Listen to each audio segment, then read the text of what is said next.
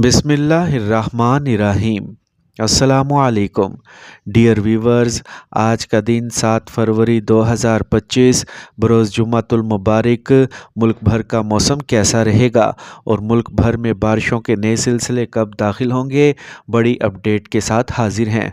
महकमा मौसमियात की ताज़ा तरीन अपडेट के मुताबिक आने वाले 24 से 48 घंटों के दौरान मुल्क में मौसम सर्द और खुश्क रहेगा, जबकि इस दौरान मुल्क के मैदानी और जनूब मशरकी इलाकों में बादल छाए रहेंगे।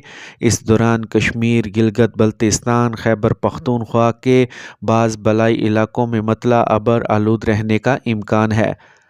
ताहम मुल्क के बलाई और वस्ती इलाकों और साथ में शमाल मशरकी पट्टी पर हल्की धुंध के छाए रहने का इम्कान है। इस दौरान मुल्क के ज़्यादातर इलाकों के ज़्यादातर हिस्सों में मौसम खुश्क रहेगा।